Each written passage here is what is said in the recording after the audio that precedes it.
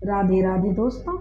आज हम आपको सुनाएंगे एक शराबी की पत्नी जो अपने शराबी पति के अत्याचारों को सहन करते हुए अपनी पति को सबक सिखाती है और अपनी बेटी को पढ़ा लिखा कर एक उचित मुकाम पर पहुंचाती है।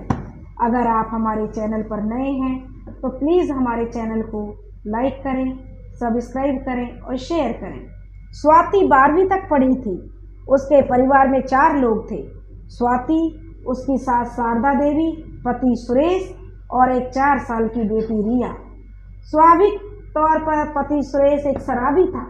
स्वाति लोगों के घरों में काम करती और उसका लाया पैसा सुरेश छीन लेता था। सुरेश सारा पैसा शराब में उड़ा देता। शराबी सुरेश जो भी होता घर के बर्तन तक बेच देता, लेकिन वह घर में सहयोग नहीं करता था। घर चलाने के पैसे भी मुश्किल से जोड़कर स्वाति रखती थी, लेकिन वह उन्हें भी शराब के नशे में उड़ा देता। शारदा देवी और सुरेश बहुत पुराने ख्यालातों के थे। उन लोगों के अनुसार बेटी बोझ होती है। वे लोग रिया से बहुत नफरत करते थे, जबकि रिया अपनी माँ स्वाति की तरह बहुत सुंदर और सुशील थी। रिया कभी भी किसी बात का उल्टा जवाब नहीं देती थी, वो बस सुन लेती थी। रिया बस उस रात को अपनी माँ से बातें करती थी, बाकी सारा दिन वह चुपचाप रहती थी, क्योंकि शाम को उसकी माँ काम करके लौटती थी और वह बेचारी दादी और पिता के अत्याचारों से सहमी रहती। और रात को उसकी माँ उसे प्यार करती तो अपनी माँ ही उसको अपनी जिंदगी लगती थी। स्वाति को उसके लिए बहुत बुरा लगता था कि इतनी प्यारी बच्ची को उसकी सास और पति बिल्कुल भी प्यार नहीं करते। वो मासूम सी दिखने की वाली गुड़िया सी बेटी उनको बोझ लगती है। वो चाहकर भी उसके लिए कुछ नहीं कर सकती थी। एक दिन सुरेश शराब के लिए स्वाति से पैसे मांग रहा था, पर स्वाति यह कहकर मना कर देती है, मुझे अपने परिवार का पेट पालना है। तुम जैसे लापरवाह और अय्याश आदमी के लिए मेरे पास पैसे नहीं हैं। इस बात पर सुरेश स्वाति को बहुत जोर से थप्पड़ मारता है, जिससे स्वाति नीचे गिर गई और उसके बालों को खींचते हुए कहता है, मुझे अय्याश कहती है? तेरी इतनी हिम्मत! चुपचाप पैसे दे, वरना तेरी बेटी को भीख मांगने के लिए सड़क पर छोड़ दूंगा। स्वाति, कुछ नहीं कर सकते तुम जैसे कायर जो खुद का खर्चा अपनी बीवी की कमाई से निकालते हो, मुझ पे हाथ उठाकर बहादुर बनते हो। स्वाति ने अपने पति को काफी खरी खोटी सुनाई। डरपोक कायर हो तुम, नकारा हो। शुरू से ही तो तुम बेशरम थे, अब और भी ज्यादा बेशरम हो गए हो। अपनी ही बेटी को सड़क पर छोड़ने की बातें करते हो। सुरेश कहने लग, रुक जा, तुझे अभी बताता हूँ। यह कहकर सुरेश रसोई से चाकू लेकर आया और स्वाति को दिखाते हुए कहने लगा, अगर तूने मुझे पैसे नहीं दिए तो यहीं मैं तेरी बेटी की जान ले लूँगा, गला काट दूंगा इसका। तू बता, तुझे अपनी बेटी भूखी मंजूर है या मरी हुई? सुरेश की इस बात से स्वाति बहुत डर गई और वह अपने बटुए से पैसे निकालकर सुरेश को दे देती है। स्वाति जानती थी कि यह इंसान कुछ भी कर सकता है और वह चाकू वहीं फेंक देता है और स्वाति की गर्दन पकड़ते हुए कहता है कि आइंदा मेरे सामने जुबान लड़ाई तो तुम दोनों माँ बेटी की लाशें मिलेंगी गांव वालों को, और वो भी जली हुई। यह कहते हुए सुरेश स्वाति को धक्का देकर आगे चला जाता है, जिससे स्वाति फिर से गिर जाती है। सुरेश को घर से बाहर चला गया। रिया, जो खिड़की से छिप छिप कर सब कुछ देख रही थी, वह स्वाति के गले लग जाती है। स्वाति भी रिया को गले लगाकर रो पड़ती है। उसे अपनी बेटी, उसकी अपनी एक बेटी ही थी जो उसकी अपनी थी। स्वाति के माँ बाप तो चाहकर भी स्वाति की कोई मदद नहीं कर सकते थे, क्योंकि वह तो बहुत गरीब थे। उन्होंने बहुत उम्मीद के साथ सुरेश के साथ स्वाति की शादी की थी। उनकी नज़र में वह मास्टर का बेटा सुरेश भी अपने पिता की तरह अच्छा इंसान होगा। तो सब उल्टा था, लेकिन कुछ ऐसा नहीं था जैसे उसके माता पिता ने सोचा था। सुरेश के पिता की मौत हो चुकी थी। एक वही थे जिन्होंने स्वाति को अपनी बच्ची को पढ़ाने के लिए आखिरी उम्मीद दिखाई थी कि वह कुछ भी हो जाए अपनी बच्ची को जरूर पढ़ाए। परंतु उसकी सास शारदा देवी तो उसे बहुत ताने देती थी। सुरेश उसके साथ मारपीट करता और उसके पैसे छीन लेता। जहाँ वो रिया को पढ़ाना चाहती थी, पढ़ा लिखा कर आत्मनिर्भर बनाना चाहती थी, वहाँ वो उसका पेट भी सही से नहीं भर पा रही थी। वह बहुत मजबूर महसूस कर रही थी अपने आप को। अब रात बहुत हो चुकी थी। स्वाति का घर का काम करके रिया के कमरे में आ गई। वो रिया के पास ही सोया करती थी। रोज की तरह स्वाति रिया को सुलाने के लिए उसे कहानी सुनाने लगी। कहानी भी वह पुरानी सी थी कि एक राजकुमार सफेद घोड़े पर आएगा और उसकी राजकुमारी को हमेशा के लिए अपने साथ ले जाएगा। जहां रिया बहुत खुश रही थी, पर रिया का व्यवहार कुछ अलग था। और आज स्वाति को एक जवाब देते हुए उसकी बेटी कहती है, माँ, मुझे नहीं चाहिए कोई राजकुमार, मैं हमेशा आपके पास रहूंगी। राजकुमार बहुत बुरे होते हैं।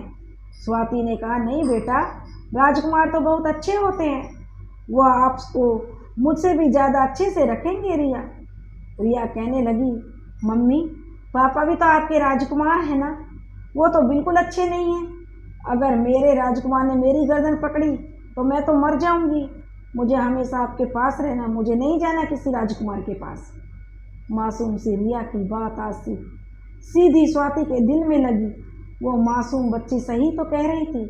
स्वाति ने भी तो कभी सपना देखा था कि उसका भी सपनों का राजकुमार होगा जो उसका बहुत ध्यान रखेगा, पर उसे तो स्वाति के सपनों का राजकुमार नहीं, राक्षस मिला।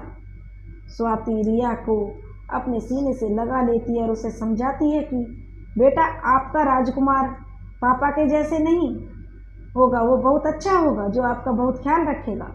स्वाति कहने लगी, माँ, मुझे बहुत डर लगता है राजकुमार से, आप अपने ही पास रख लेना मुझे हमेशा हमेशा के लिए।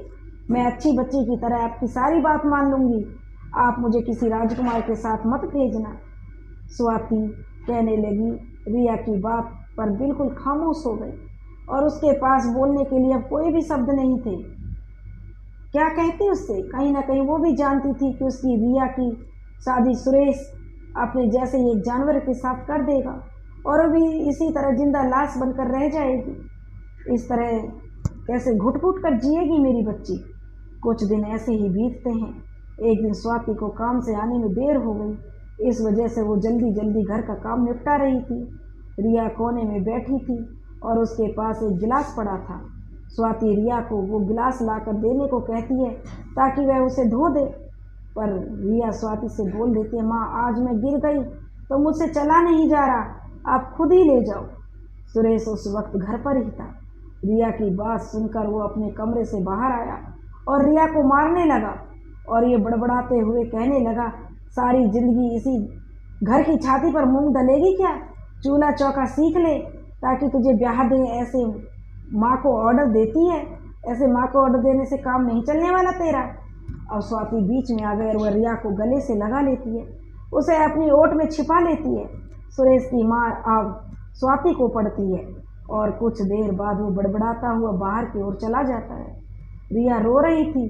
सुरेश की मार की वजह से बेचारी बच्ची का माथा दीवार से लग गया और उसमें से खून रिसने लगा था। स्वाति रिया के घाव पर हल्दी और तेल गरम करके लगाती है और जल्दी से काम निपटा कर उसे कमरे में ले जाती है।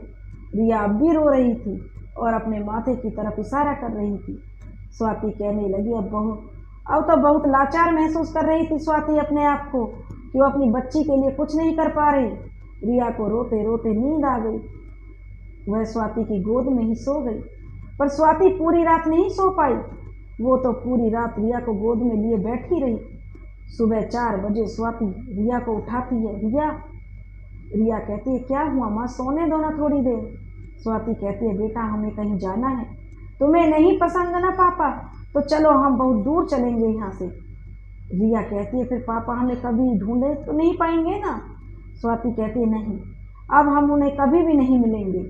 रिया जल्दी से उठ जाती है और कहती है, चलो माँ, थोड़ी देर में दादी उठ जाएगी तो वह हमें जाते हुए देख लेगी और पापा को उठा देगी। स्वाति कहती है, हाँ, अभी चलते हैं।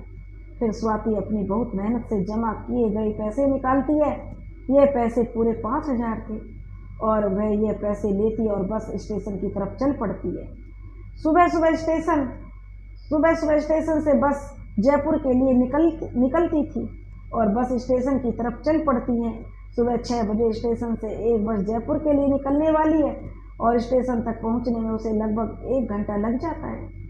स्वाति चाहती तो वह किसी पास की जगह पर चली जाती, पर वह तो मेवात से बहुत दूर जाना चाहती थी। वह जयपुर की बस में बैठती है क्योंकि वो बिल्कुल भी नहीं चाहती कि सुरेश का साया भी अब दोबारा उस पर या उसकी बच्ची पर पड़े। वो बस में बैठी बस ये सोच रही थी कि उसे कैसे पैसे जुटाने हैं, दुनिया कैसी है यह बहुत अच्छे से जानती थी, इसलिए वो सावधान थी। रिया को उसकी गोद में बैठे बैठे फिर से नींद आ गई थी। स्वाति रिया के मासूम से चेहरे की तरफ देखते हुए सोच रही थी कि जो शगुन तुम्हारे चेहरे पर अब है वह हमेशा रहेगा मेरी बच्ची, तू पढ़ लिख कर जिंदगी में ज़रूर कुछ बनेगी।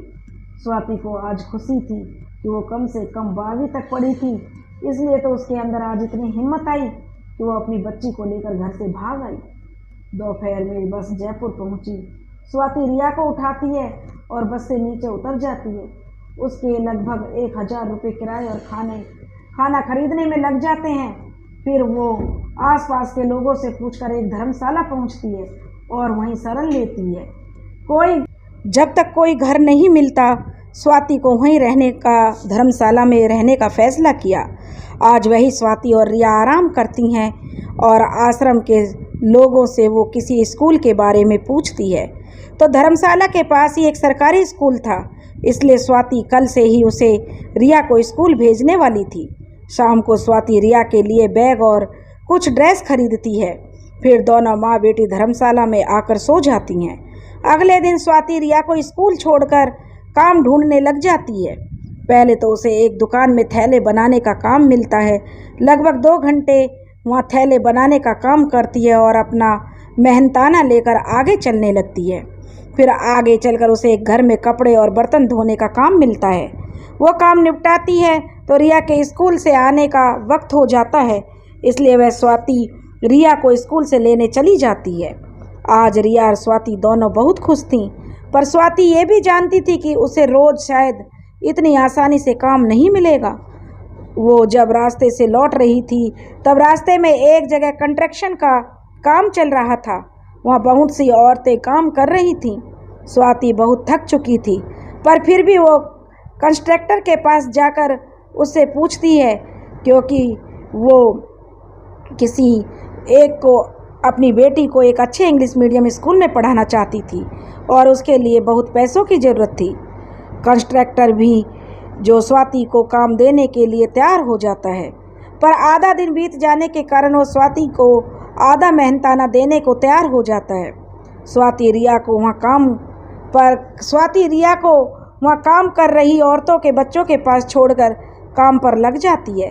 स्वाति अपना काम कर रही थी, पर वैसे ही उसने कुछ खाया नहीं था, इसलिए उसे काम खत्म होते होते चक्कर सा आने लगा।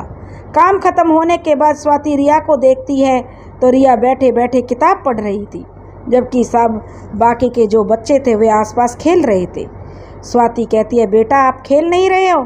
तो रिया कहती है, माँ मैं गिर गई थी ना, तब से पैर दुख रहा था, इसलिए नहीं खेल रही। और आज ना मैम ने मुझे सीधी लकीर खींचनी सिखाई है, वो मैंने अच्छे से बनानी सीख ली हैं। थोड़े दिनों में मैम मुझे अक्षर लिखना भी सिखाएगी। स्वाति कहती है, बहुत अच्छी बात है बेटा, तुम ना बस मन लगाकर पढ़ना और मेरा बड़ा होकर अच्छे से कामयाब होना और अच्छा इंसान बनना और मेरा नाम रोशन करना। रिया कहती है, ठीक है माँ, पर मुझे भूख लगी है। स्वाति कहती है, चलो अभी हम हमारी राजकुमारी को खाना खिलाते हैं। रिया मुंह बनाते हुए, पर मैं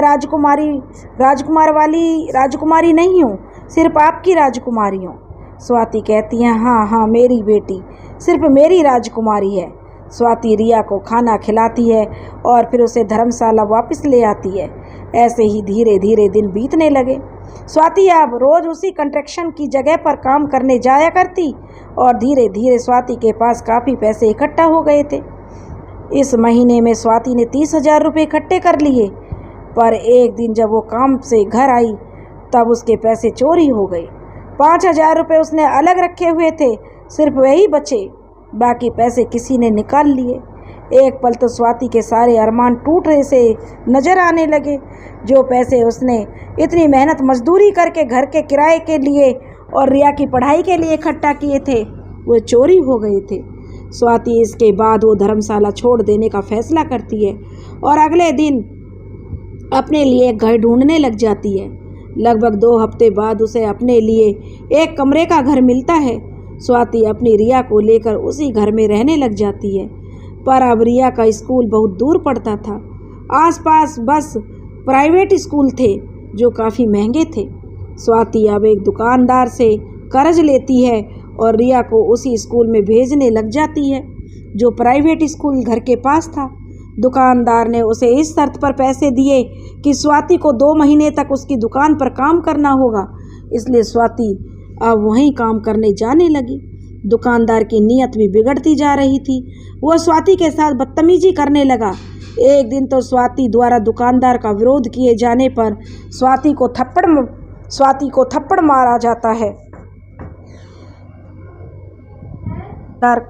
दुकानदार कहने लगा, अगर यहाँ आती हो तो ये सब सहना पड़ेगा और आगे से यहाँ नहीं आना, नहीं तो अगर यहाँ नहीं आना चाहती हो तो मेरे 5,000 रुपये वापस करो।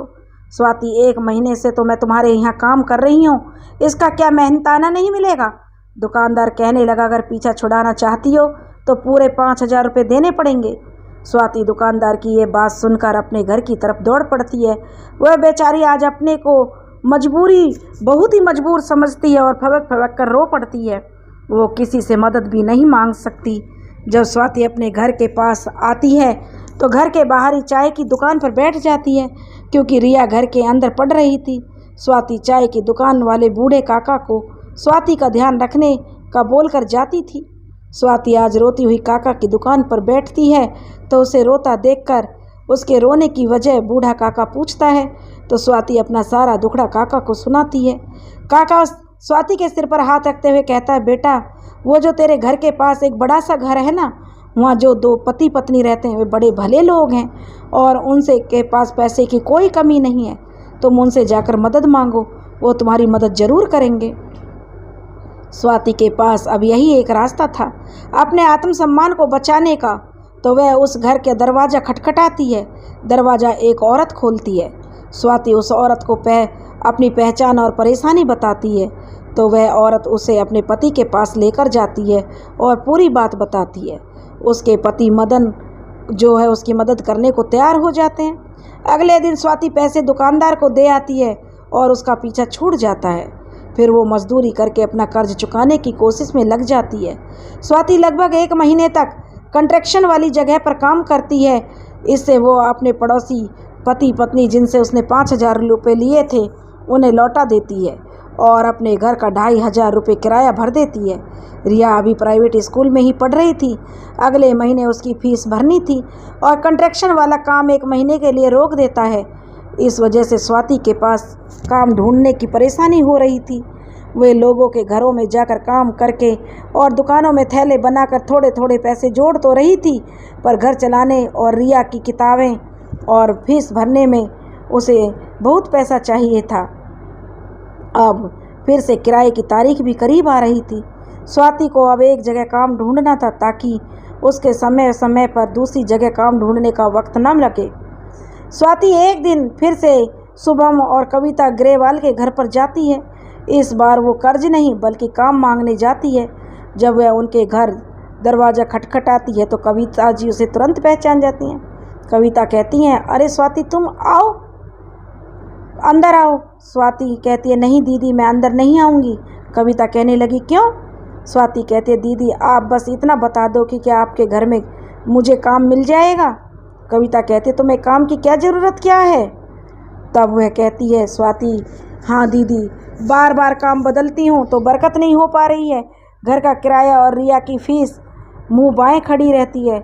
अब एक ही जगह काम करूँगी तो बार बार काम नहीं ढूंढना पड़ेगा। कविता कहती है, आज जाओ अब रसोई में और 3 कप चाय बना कर लाओ। स्वाति कहती है, मतलब आपने मुझे काम दे दिया? कविता कहती है, हाँ, मैं तुम्हें काम पर रख रही हूँ। अब भी अंदर जाओगी या बाहर से ही काम कर लोगी? स्वाति, अब घर के अंदर तो जाना पड़ेगा दीदी। कविता जो स्वाति को रसोई दिखाकर अपने कमरे में चली जाती है। स्वाति ऐसी रसोई में पहले भी काम कर चुकी थी, इसलिए उसे कोई दिक्कत नहीं आई। वो 10 मिनट में 3 कप चाय लेकर उनके कमरे में पहुंचती है। वहाँ शुभम और कविता दोनों सोफे पर बैठे हुए थे। स्वाति उनको चाय देती है। स्वाति कहती है दीदी यहाँ पे तो सिर्फ आप और भैया हैं, तो आपने 3 कप चाय क्यों बनवाई? शुभम कहता तुम नहीं पियोगी, ये तीसरी तुम्हारे लिए है। स्वाति कहती है भैया मैं पिया तो करती हूँ, पर अब बाहर काम पर जाती हूँ तो सिर्फ घर पर ही पिया करती थी 2 बार। शुभम कहता है मुझे भाई भी बोला है और चाय भी नहीं पीती है, अब तो घर तुम्हारा ही है, आराम से रहो यहाँ। स्वाति कहती है जी भैया जी। स्वाति अब खड़ी खड़ी चाय पीने लगती है तो शुभम और कविता उसे अपने पास बैठा लेते हैं। स्वाति को उन दोनों के बीच बहुत अच्छा लग रहा था। शुभम जो कि एक इलेक्ट्रॉनिक इंजीनियर थे और अपनी एक अच्छी कंपनी में काम करते थे, उनके यहाँ पैसे की कोई कमी नहीं थी। उनका परिवार जयपुर के पास एक गांव में रहता था। शुभम जी और कविता जी अपने काम के कारण परिवार से दूर शहर में रह रहे थे। उनकी शादी को लगभग 2 साल हो गए थे। कविता और शुभम जी दोनों ही दिल के साफ थे, इस वजह से सब अच्छा चल रहा था। अब तो तीनों बैठे थे और शुभम जी और कविता जी स्वाति से बातें कर रहे थे ताकि उसे अच्छा फील हो और उसका घर में मन लग सके। शुभम कहता है रिया कैसी है स्वाति, उसकी पढ़ाई कैसी चल रही है? स्वाति कहती है जी उसकी पढ़ाई बहुत अच्छी चल रही है और वो बिल्कुल ठीक नहीं है। भैया कहते हैं वो घर से बाहर नहीं निकलती, भैया बच्चों के साथ नहीं खेलती, चुपचाप बैठी रहती है या पढ़ती रहती है। मैं घर पे नहीं रहती हूँ तो अकेली रहती है, इस वजह से गुमसुम सी रहती है। और बच्चे का खेलना तो ज़रूरी होता है ना भैया। मैं कभी उससे कहूँ कि खेल लिया करो तो बोलती है मुझे डर लगता है, कहीं पापा आ गए तो मुझे बहुत मारेंगे। सुमा और स्वाति के उसके अतीत के बारे में पूछता है, क्योंकि स्वाति बातों बातों में रिया के अपने पापा से डरने के बारे में बता देती है। स्वाति भी अपनी कहानी सुना देती है।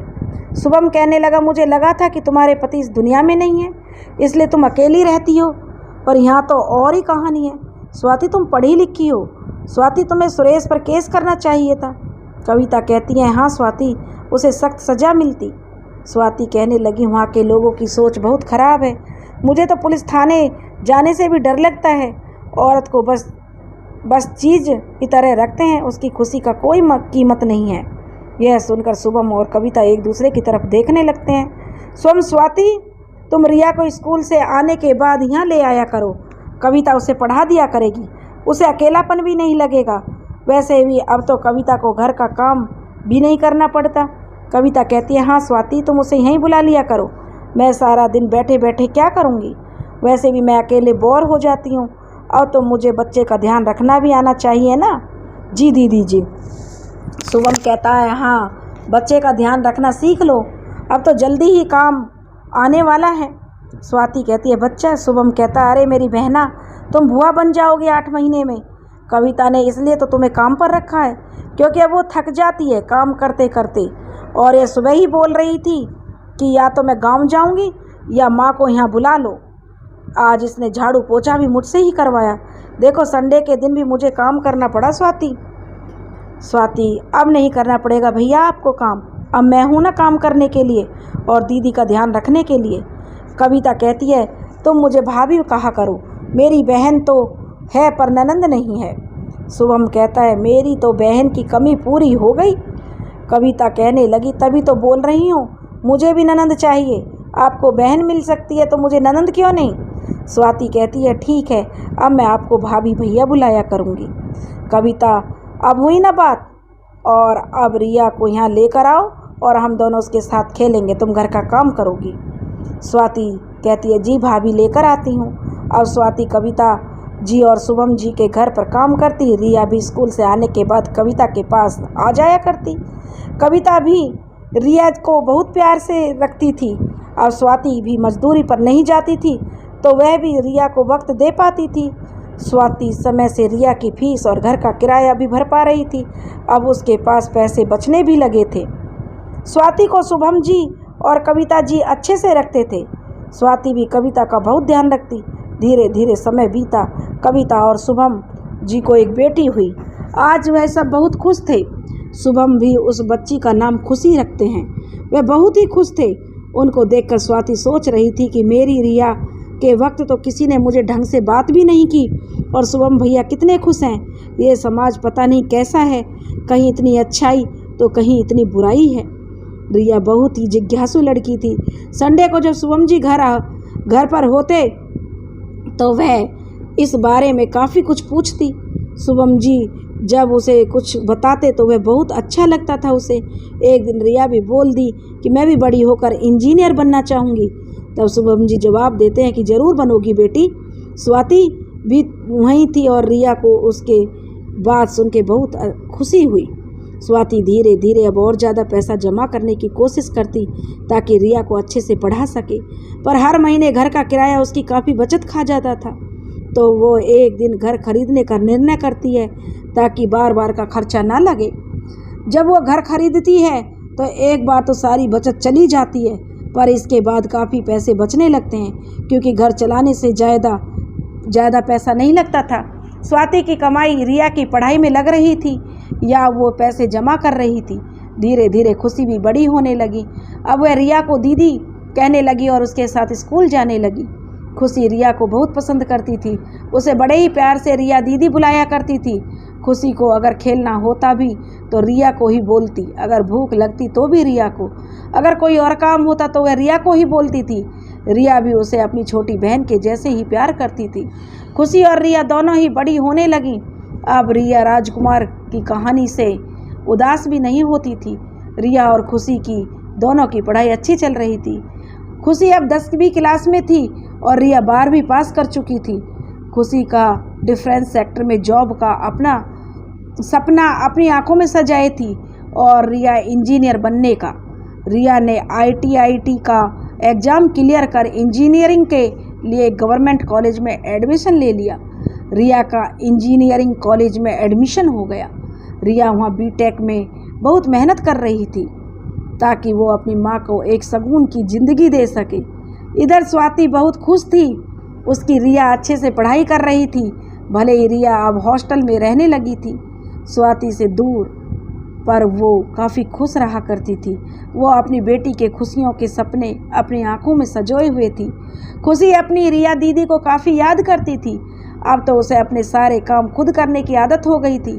कविता जी और शुभम जी को भी रिया की याद आती थी तो वे लोग ये सोचकर खुश होते थे कि रिया अपनी माँ के लिए बहुत मेहनत कर रही है। ऐसे समय बीतता जा रहा था। रिया की साल की पढ़ाई पूरी हो चुकी थी और उसकी एक अच्छी कंपनी में प्लेसमेंट भी लग गई थी। अब रिया घर आई तो उसे देखकर स्वाति की आंखों में आंसू आ गए। वो भागकर अपनी रिया को गले लगा लेती है। स्वाति कितनी दुबली हो गई है मेरी बच्ची। रिया कहती है वहाँ खाना नहीं खाया ढंग से। रिया कहती है अब कुछ महीने आपके पास रहूँगी तो खिला कर देना मुझे मोटी। स्वाति कहने लगी तू ठीक है ना बेटी। रिया कहने लगी आपके सामने सही सलामत ही तो हूँ खड़ी हूँ, माँ क्यों चिंता करती हो आप। खुशी ने भी रिया को गले लगाते हुए कहती है कि बहुत याद आई थी दीदी आपकी। रिया कहने लगी मुझे भी बहुत याद आई थी मेरी खुशी की। रिया कविता जी और शुभम जी से भी मिलती है और धीरे धीरे दिन बीतते हैं। रिया को जॉब करते हुए 2 साल हो गए। आज उनके घर में किसी चीज़ की कोई कमी नहीं है। स्वाति को आज हर सुख मिला हुआ है। अब वो गर्व से कहती है कौन कहता है बेटी बोझ होती है। लड़का तो फिर भी अपने माँ बाप के कर्ज को भूल जाता है और लड़की हमेशा सबको याद रखती है, सबका ध्यान रखती है। रिया और स्वाति दोनों ही सुरेश और शारदा देवी की कमी दोनों को खलती है। इसलिए एक दिन रिया अपने पुराने घर में जाती है और उसके पापा सुरेश और दादी शारदा देवी सूख कर कांटा हो चुके थे। सुरेश की शराब छूट चुकी थी और वो मेहनत मजदूरी करके घर चलाता था। शारदा देवी अब बहुत बूढ़ी हो चुकी थी, इसलिए घर का काम भी सुरेश ही करता था। अब उसे बहुत पछतावा होता था कि उसने क्या किया अपनी बेटी और पत्नी के साथ। रिया जब उनको अपनी पहचान बताती है तो वे लोग खुशी से मारे झूम उठते हैं। जिससे कभी रिया को डर लगता था, आज वो अपने डर पर काबू करके अपने पिता से मिलने आई थी और उसका यहाँ आना सफल भी हुआ। जयपुर चलकर सुरेश और शारदा देवी स्वाति से अपने किए की माफ़ी मांगते हैं। अब स्वाति भी उनको माफ़ कर देती है। आखिर तो लड़की का ही था जो अपनों के लिए आज भी तड़पता था। आज सही मायने में रिया अपनी माँ को सारी खुशियाँ दे देती है। अब सब खुशी से रहने लगे। अब रिया भी अपनी आंखों में एक सफ़ेद घोड़े वाले राजकुमार का सपना संजोए संजोए हुए है, क्योंकि अब वह पढ़ लिख कर अपने कदमों पर खड़ी हो गई है। उसके पिता को भी अकल आ गई है, दादी भी समझ गई है, पिता भी समझने लगा है कि उसने कितनी बड़ी गलती की अपनी बेटी को बोझ समझकर। गांव के लोगों ने उसका कितना मजाक उड़ाया कि देखो शराबी की बीवी भाग गई अपनी बेटी को लेकर, कितना कुछ उसको सुनने को मिला। लेकिन आज उसका गर्व से सीना चौड़ा हो गया है, उसकी बेटी ने उसका नाम रोशन कर दिया है। दोस्तों, अगर आपको हमारी कहानी पसंद आई हो तो प्लीज़ हमारे चैनल को लाइक करें, सब्सक्राइब करें और शेयर करें। राधे राधे।